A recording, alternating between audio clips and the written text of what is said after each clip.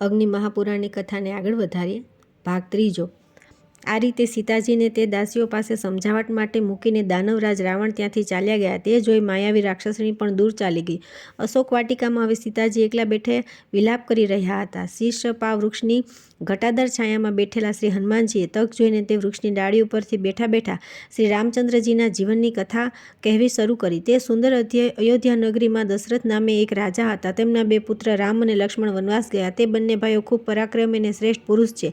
તેઓમાંથી શ્રી રામચંદ્રજી પત્ની જનક કુમારી સીતા તે તું જ છે. દાનવરાજ રાવણ તારું બલપૂર્વક હરણ કરી લાવ્યો છે.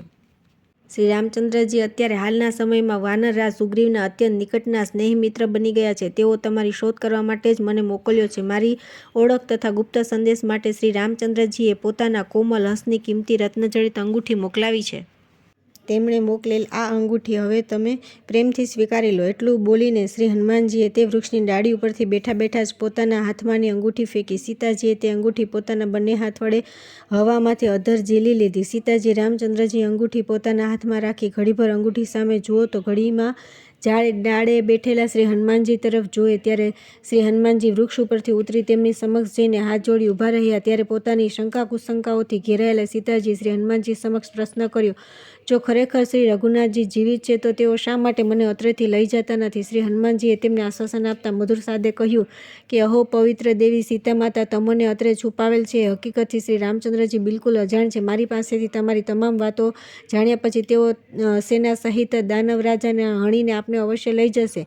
માટે હવે આ બેફિકર રહો અને મને આપની ઓળખ માટે કોઈ પણ નિશાની જરૂર આપો. શ્રી હનુમાનજીની એવી વીરવાણી સાંભળીને સીતાજીએ પોતાના હાથમાંથી ચૂડામણી ઉતારી અને આપી દેતા કહ્યું કે હનુમંત ભૈયા, હવે તમે એવો પ્રયત્ન કરો કે જેથી શ્રી રઘુનાથજી જલ્દી આવીને મને આ દુર્ભાગી અશોક વાટિકામાંથી છોડાવીને લઈ જાય. મારા દુઃખ અને શોક દૂર કરનારા તમે જ છો. તમારા આગમનથી મારું દુઃખ ઘણું હળવું બની ગયું છે. ચૂડામણી તથા કાગડાની વાત, ઓળખ અને નિશાની લઈને વીર હનુમાનજી બોલ્યા કે હે કલ્યાણી, ચિંતા ન કરશો. તમારા પતિદેવ હવે તમને જલ્દીથી આવીને લઈ જશે. ત્યારે તે આર્ય પતિવ્રતા નારી સીતા માતાએ પોતાના મુખેથી ઉચ્ચાર્યું, મને રઘુનાથજી જાતે આવીને લઈ જાય.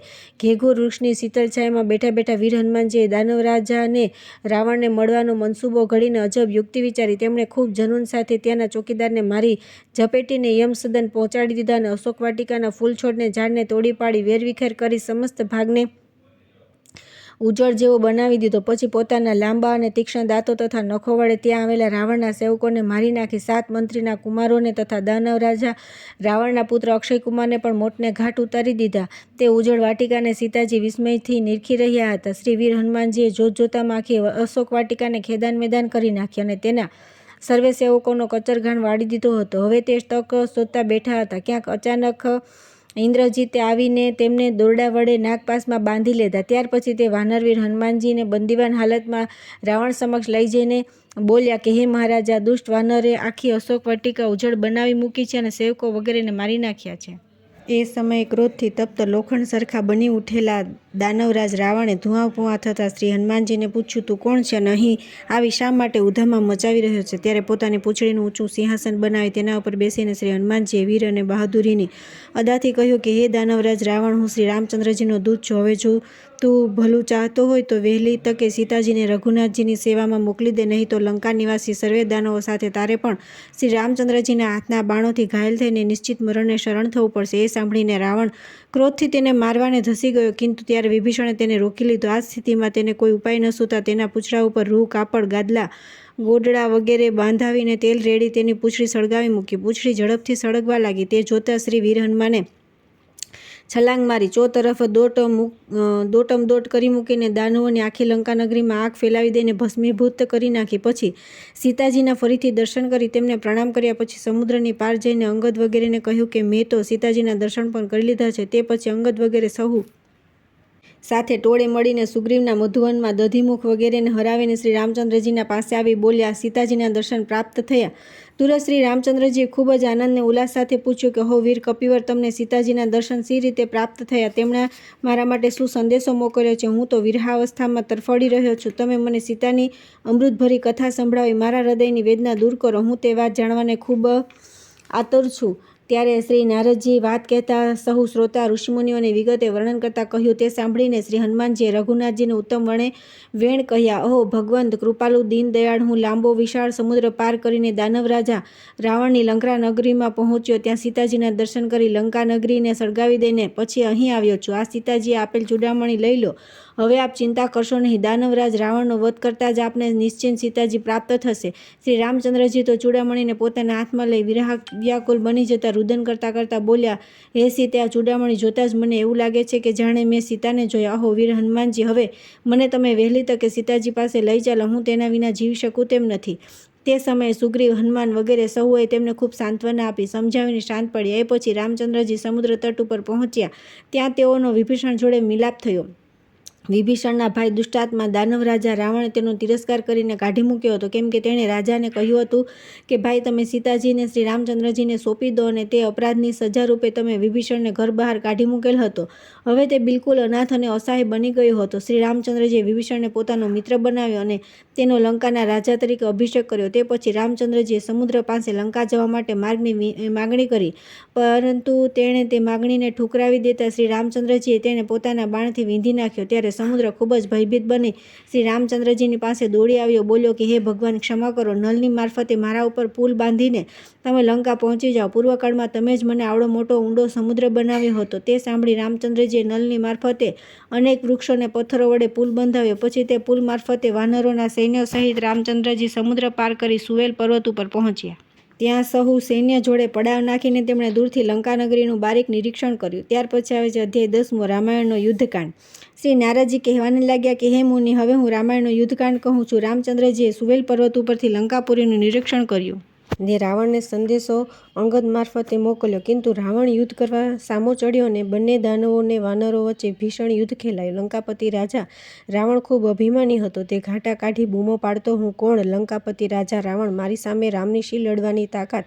ઘડીના છઠ્ઠી ભાગમાં હું સૌને મારી નાખીશ. પછી તો દાનવો વાનરોને બાણ, શક્તિ અને ગદા વડે મારવાને લાગ્યા. ત્યારે વાનરો તીક્ષ્ણ નહોરો વડે, દાંતો વડે મારવાને લાગ્યા. દાનવોની હાથી, ઘોડા, રથ અને પાયદળોની ચતુરંગી સેના જોતજોતામાં નષ્ટપ્રાય બની ગઈ. વીર હનુમાને પર્વત શિખર ઉપરથી પોતાના કાતિલ દુશ્મન ધૂમ્રાક્ષનો વધ કરી નાખ્યો. નીલ નામના વાનરે પણ યુદ્ધ કરતા સામે આવી પહોંચેલ અકંથન અને પ્રહસને મોતને ઘાટ ઉતારી દીધા. ઇન્દ્રજીતના નાગાસ્ત્રથી શ્રી રામ અને લક્ષ્મણ જોકે બંદીવાન થઈ ગયા હતા, କିନ୍ତୁ પક્ષીરાજ ગરુડની તેઓના ઉપર દ્રષ્ટિ પડતા જ તે વહારે ધાયો અને પોતાની અણીદાર ચાંચથી બંધન કાપી નાખીને રાક્ષસના સૈન્યનો કચરઘાણ વેરી મૂક્યો. શ્રી રામચંદ્રજીએ પોતાના બાણથી યુદ્ધમાં રાક્ષસ રાજા રાવણને પણ ચારણી જેવો બનાવી મૂક્યો. આથી દુઃખી બની ગયેલો દાનવરાજ રાવણે પોતાના અત્યંત નજીકના સાથી કુંભકર્ણનો સૂતો હતો ત્યાંથી ઉઠાડ્યો, અને ત્યાં 10 મસ્તકધારી રાવણ ક્રોધથી થરથરતો હતો. ત્યાં થતા ઘોંઘાટને બૂમાબૂમથી કુંભકર્ણ પણ પોતાની ભયાનક નિંદ્રામાંથી સફાળો ત્રાડ પાડીને બેઠો થયો. ઊંઘમાંથી ઉઠીને તે વિકરાળ દાનવે 1000 ઘડા જેટલી મદિરા પી, લાલ આંખો કરી, ભેંસ વગેરે પશુઓનો ભૂખ્યા પેટે તૃપ્ત થતા સુધી આહાર કર્યો. પછી જોરશોરથી ઓડકાર ખાતો અને પેટ ઉપર હાથ ફેરવતો પોતાની લાલઘૂમ નશાભરી આંખોથી દાનવ રાજા રાવણ સામે જોઈને બોલ્યો, સીતાનું હરણ કરીને તે મોટું પાપ વહોરી લીધું છે. તું મારો મોટો ભાઈ છે, જેથી તારા કહેવાથી હું યુદ્ધ કરવાને જાઉં છું. હું તમામ વાનરો સહિત રામને મારી નાખીશ. એવું બોલતો કુંભકર્ણ વાનરો ઉપર ચારે હાથે તૂટી પડ્યો અને વાનરોને એક પછી એક પછાડવાને લાગ્યો. એકવાર તેણે સુગ્રીવને પોતાની રાક્ષસી ઝાપટમાં ઝડપી લીધો. ત્યારે સુગ્રીવે તેના નાક અને કાન કાપી લીધા. નાક અને કાન વિનાનો તે દાનવ વાનરોનું ભક્ષણ કરવાને લાગ્યો. તે જોઈ શ્રી રામચંદ્રજીએ પોતાના બાણો વડે કુંભકર્ણના બંને હાથ કાપી નાખ્યા. ત્યાર પછી તેના બંને પગો તથા મસ્તક કાપીને તેને પૃથ્વી ઉપર પટકી દીધો. ત્યાર પછી કુંભ, નિકુંભ, મકરાક્ષ, મહોર, મહાપાર્શ્વ, મહત, પ્રધસ, ભાસ્કર્ણ, દેવાંતક, નરાંતક, ત્રિશિરા, અતિકાય વગેરે યુદ્ધમાં કૂદી પડ્યા. ત્યારે તેઓ તથા બીજા અન્ય રાક્ષસોને શ્રી રામ, લક્ષ્મણ, વિભીષણ, સુગ્રીવ વગેરે વાનરોએ તેઓને ભોયને ચાટતા કરી દીધા. ત્યારે વરદાનથી પ્રાપ્ત કરેલ નાગપાશ દ્વારા ઇન્દ્રજીતે શ્રી રામ તથા લક્ષ્મણને બંધનમાં જકડી લીધા. તે સમયે હનુમાનજીએ પર્વત ઉપર ઉગેલી વિશલ્ય નામની ઔષધિ લાવી શ્રી રામ અને લક્ષ્મણના ઘાવ સારા કર્યા. તેમના શરીરમાં ખૂપી ગયેલા બાળને કાઢી લેવામાં આવ્યા. હનુમાનજી ઔષધિ ભેગો આખો પર્વત ઉપાડી લાવ્યા હતા. તે પર્વતને તેમણે પુનઃ પોતાના સ્થાને મૂક્યો. બીજી તરફ મેઘનાદ નિકુંભલા દેવીના મંદિરમાં યજ્ઞ, હોમ આદિ ધાર્મિક માંગલિક ક્રિયાઓ કરવાને લાગ્યો. તે સમયે લક્ષ્મણે પોતાના બાણો થકી ઇન્દ્રજીતને પણ પરાજિત કરનારા તે વીરને યુદ્ધમાં હણ્યો. પુત્રના મૃત્યુના સમાચાર જાણીને રાવણ શોકથી ખૂબ જ કોપાયમાન બની ગયો. તે સીતાજીને મારી નાખવાને તૈયાર થયો, કિંતુ અવિંધ્યથી મના કરવાથી તે માની ગયો અને રથ ઉપર બેસી સેના સહિત યુદ્ધભૂમિમાં પહોંચ્યો. ત્યારે ઇન્દ્રના આદેશથી માતલીએ આવીને શ્રી રઘુનાથજીને પણ દેવરાજ ઇન્દ્રના રથ ઉપર બેસાડ્યા. શ્રી રામ અને રાવણ વચ્ચે ખૂબ ભયાનક યુદ્ધ ખેલાઈ રહ્યું હતું. રાવણ વાનરો ઉપર પ્રહાર કરતો હતો અને હનુમાન વગેરે વાનરો રાવણને પરેશાન કરી રહ્યા હતા. જેવી રીતે મેઘરાજા પૃથ્વી ઉપર વર્ષાની ઝડીઓ વર્ષાવી દે તેવી રીતે શ્રી રામચંદ્રજી દાનવ રાજા રાવણ ઉપર ચોતરફથી બાણોની વર્ષા કરી રહ્યા હતા. તેમણે જોતજોતામાં પોતાના બાણોના મારથી દાનવ રાજા રાવણ રથ, અશ્વ, ધ્વજા, સારથી, ધનુષ્ય, હાથ અને મસ્તકનો છેદ ઉડાવી દીધો. કિંતુ આ તો માયાવી રાક્ષસ, તેનો તો હવે શો ઉપાય કરવો. માયાવી દાનવ રાજા રાવણના કાપેલ મસ્તક ઉપર બીજું નવું મસ્તક આવીને ચોંટી જતું. તે જ રીતે શરીરના કપાયેલા અંગોની જગ્યાએ નવા અંગો આવીને રૂપ ધારણ કરતા હતા. ત્યાં એવા દ્રશ્ય જોઈને શ્રી રામચંદ્રજી ખૂબ જ વિસ્મય પામ્યા. કોઈ ઉપાય ન જતાં તેમણે બ્રહ્માસ્ત્રથી રાવણના વક્ષસ્થલને છેદી નાખી તેને ધરતી ઉપર ઢાળી દીધો. એ સમયે જીવતા બચેલા થોડા રાક્ષસો તથા રાવણની સ્ત્રીઓ અતિશય રુદન અને વિલાપ કરવાને લાગી. ત્યારે શ્રી રામચંદ્રજીની આજ્ઞાથી વિભીષણે તેઓ સહુને આશ્વાસન આપી રાવણના શબ્દનો અગ્નિદાહ કર્યો. તે પછી તેમણે શ્રી હનુમાનજીને મોકલીને સીતાજીને તેડાવ્યા. જોકે સીતાજી પોતાના સ્વરૂપથી નિત્ય શુદ્ધ અને પવિત્ર હતા, તેમ છતાં તેમણે અગ્નિમાં પ્રવેશીને પોતાની પવિત્રતાની સાબિતી કરી આપી. તક્ષણ શ્રી રામચંદ્રજીએ તેમનો ખૂબ હેતથી સ્વીકાર કર્યો. તે પછી ઇન્દ્ર વગેરે સ્વર્ગના દેવોએ તેમની સ્તુતિ કરી. એ પ્રસંગ બ્રહ્મા તથા સ્વર્ગવાસી મહારાજા દશરથ ત્યાં પ્રગટ થઈને કહ્યું, અહો શ્રી રામ, તમે દાનવોનો સંહાર કરનારા સાક્ષાત શ્રી વિષ્ણુ છો. અને રામના અનુમોદનથી ઇન્દ્રદેવે અમૃતનો છંટકાવ કરી મૃત પામેલા વાનરોને પુનઃ સજીવન કર્યા. તમામ દેવો યુદ્ધ જોઈને શ્રી રામચંદ્ર મારફતે પૂજન પામી સ્વર્ગમાં ચાલ્યા ગયા. શ્રી રામચંદ્રજીએ લંકાનું રાજ્ય વિભીષણને આપ્યું અને વાનરોનું યોગ્ય સન્માન કર્યું. પુષ્પક વિમાનમાં બેસી શ્રી રામ પોતાની જોડે સીતાજીને લઈને અન્ય સૌ સાથે જે માર્ગેથી આવ્યા હતા તે માર્ગે પાછા ફર્યા. રસ્તામાં તેઓ ખૂબ જ પ્રસન્નતાપૂર્વક સીતાજીને પ્રેમથી વનના દુર્ગમ સ્થાનો વગેરે દેખાડીને હર્ષાન્વિત બનાવવા લાગ્યા. પ્રયાગ પહોંચી મહર્ષિ ભારદ્વાજને ખૂબ આદરથી નમસ્કાર કરી તેઓ અયોધ્યાની નજદીકના નંદીગ્રામમાં આવી પહોંચ્યા. ત્યાં ભરતે તુરત સૌનો આદરથી સત્કાર કરી પ્રણામ કર્યા અને પછી તેઓ અયોધ્યામાં આવી પહોંચ્યા. સૌથી પ્રથમ તેમણે વશિષ્ઠ વગેરેને નમસ્કાર કરી બ્રાહ્મણ વગેરેનું પૂજન અર્ચન કર્યું. અશ્વમેઘ યજ્ઞ કરી તેઓએ પોતાના આત્મ સ્વરૂપ શ્રી વાસુદેવના પૂજન કર્યા. સર્વ પ્રકારના દાન કર્યા તેમજ પોતાની પ્રજાનું પુત્રવત પાલન કરવાને લાગ્યા. તેમના રાજ્યમાં સહુ લોકો ધર્મપરાયણ હતા. પૃથ્વી સર્વે પ્રકારની ખેતીવાડીથી ફૂલી ફાલી હતી. ધન ધાન્યની કોઈ અછત વર્તાતી નહોતી. રઘુનાથજીના શાસન સમયમાં કોઈ અકાળે મૃત્યુ કે કુદરતી આપત્તિઓ સર્જાતી નહોતી. પ્રજા સર્વે વાતે સુખી હતી. અયોધ્યા નગરીમાં શ્રી રામચંદ્રજી, સીતાજીને લક્ષ્મણ પોતાના રાજ્યનો વ્યવહાર સુપેરે ચલાવી સુખચેનમાં દિવસો વિતાવતા હતા. ત્યાર પછી આવે છે અધ્યાય 11મો, રામાયણનો ઉત્તરકાંડ. શ્રી નારદજી કહેવાને લાગ્યા કે હે મુનિ, હવે હું રામાયણનો ઉત્તરકાંડ કહું છું. જ્યારે શ્રી રામચંદ્રજી અયોધ્યાના સિંહાસને બેઠા ત્યારે સંતુષ્ટ થયેલા ઋષિઓએ કહ્યું કે હે ભગવત રામચંદ્રજી, આપને ધન્ય છે જેઓ લંકાનગરીમાં વિજય મેળવીને આવ્યા અને ઇન્દ્રજીત જેવા દાનવને હરાવ્યા.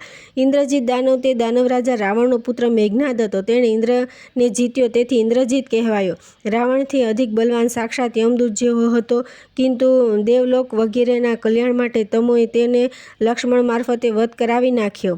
એ પ્રમાણેની વાતો કહીને તે સર્વે ઋષિમુનિઓ, અગસ્ત્ય મુનિ વગેરે રઘુનાથજીનું અભિનંદન ઝીલીને હર્ષિત બનીને પોતપોતાના આશ્રમે ચાલ્યા. એ વાતને ઘણો સમય થયા પછી ભરતે શ્રી રામચંદ્રજીની આજ્ઞાથી સિંધુ તીરે વસેલા શૈલુસ નામના બલવાન ગંધર્વ તથા તેના 3 કરોડ વંશજોના પોતાની પાસેના ઝેરી બાણોથી નાશ કર્યો. તે દેશના 2 ભાગ પાડીને ગાંધાર અને મદ્ર નામે રાજ્ય બનાવી ત્યાં પોતાના બંને પુત્ર તક્ષ અને પુષ્કરના રાજ્યાભિષેક કર્યા. તેમજ ત્યાં બીજી તરફ શ્રી રામચંદ્રજીના આદેશથી શત્રુઘ્ને એક લવણાસુર નામના રાજાને મારીને નવું નગર વસાવ્યું, જે આગળ જતાં મથુરા નામથી પ્રસિદ્ધ પામ્યું.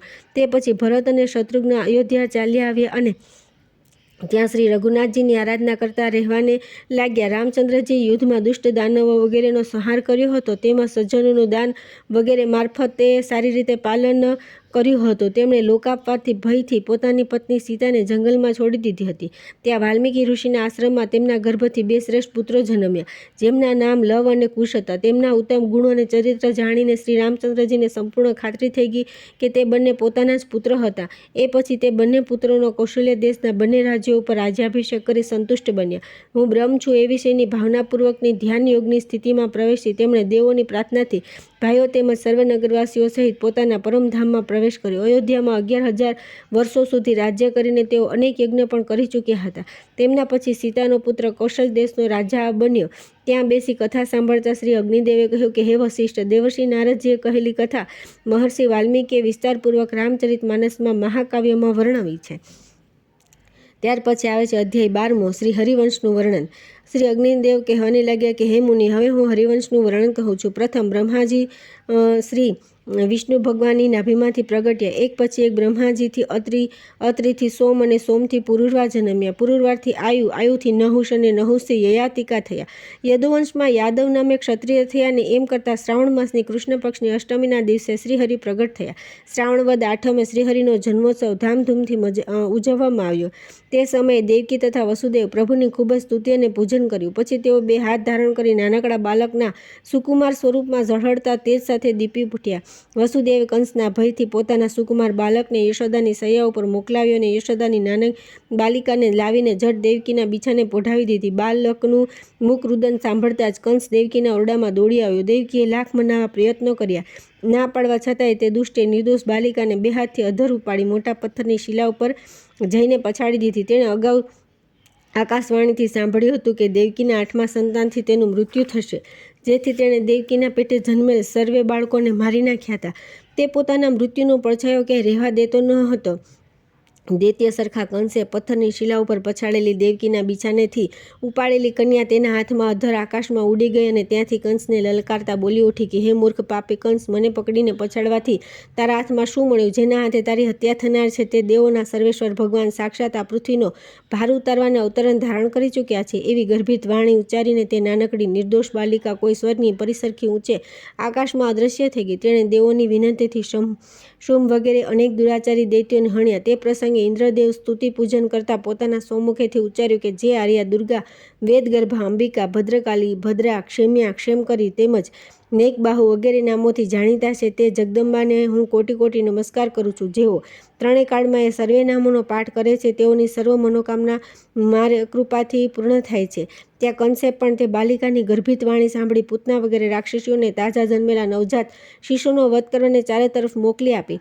કંસ અને તેના ભયથી સાથીઓના શત્રુતા ભર્યા ભયથી ત્રાસીને વસુદેવ પોતાના બંને પુત્રના રક્ષણ અર્થે તેઓને ગોકુલમાં યશોદાના પતિ નંદજીને સુપ્રત કર્યા. ત્યાં બલરામ તથા શ્રીકૃષ્ણ બંને ભાઈઓ ગાયો તથા ગોળિયાઓ બાળકો જોડે રમતા બાળપણ વિતાવી રહ્યા હતા. પોતે સમસ્ત સચરાચર સૃષ્ટિના પાલનહાર હોવા છતાં તેઓ વ્રજમાં ગોપાલક બનીને રહેવાને લાગ્યા. એક સમયે તે શ્રીકૃષ્ણના તોફાનથી કંટાળીને માતા જશોદાએ તેને દોરડી વડે થાંભલા જોડે બાંધી દીધા. તેઓ થાંભલો ઘસેડતા 2 અર્જુન વૃક્ષોની વચ્ચે નીકળ્યાથી તે બંને વૃક્ષો તૂટીને પૃથ્વી પર પડ્યા.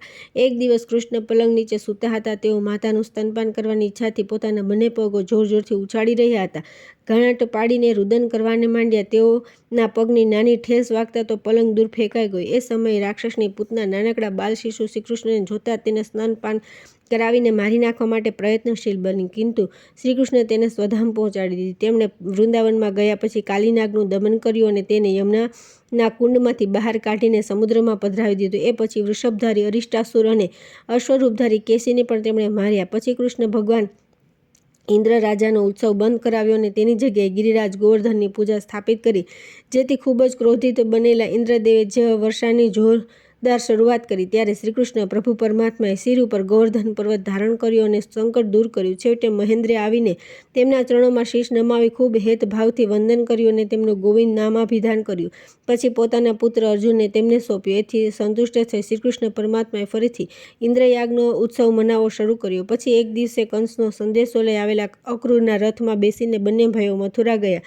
શ્રીકૃષ્ણને જતા જોઈ તેમના પ્રત્યે અનુરાગ રાખનારી ગોપીઓ, જેમની જોડે તેઓ અનેક પ્રકારની લીલાઓ કરી ચૂક્યા હતા, તેઓ શ્રીકૃષ્ણના વિરહમાં તડપતી અશ્રુપાત કરવાને લાગી ગઈ અને ક્યાંક સુધી તેમના માર્ગ તરફ પ્રતીક્ષા કરતી ઊભી રહી વેદના ઠાલવતી રહી. રસ્તામાં અક્રૂરજીએ તેમને ખૂબ હેતભાવથી સ્તુતિ કરી. નગરમાં પ્રવેશતા એક માલીને ત્યાં તેમણે બલરામજીની સાથે ફૂલોની માલા કંઠમાં ધારણ કરી અને માલીને ઉત્તમ વરદાન આપ્યું. કંસની દાસી કુબ્જા તેમના માટે લલાટે ચંદનનો લેપ કર્યો. આથી પ્રસન્ન થયેલા કૃષ્ણે તેમનું કુબડાપણું દૂર કરી સુંદર કાંતિમાન ચહેરો અને અંગો આપ્યા ને રૂપવતી સુંદરી બનાવી. પછી નગરમાં પ્રવેશી ઊંચા આસને બેઠેલા કંસ વગેરે રાજાઓની સામે ચાણૂર નામના મલ્લ સાથે કુસ્તીની લડાઈ ખેલી અને બલરામે મુષ્ટિક નામે પહેલવાન સાથે દંગલ ખેલવાનું શરૂ કર્યું. બંને ભાઈઓએ પોતાના બાહુબળ અને સ્ફૂર્તિથી ચાણૂર તથા પુષ્ટિકને અન્ય પહેલવાનોને કુસ્તીમાં હરાવીને ભોંય ભેગા કર્યા.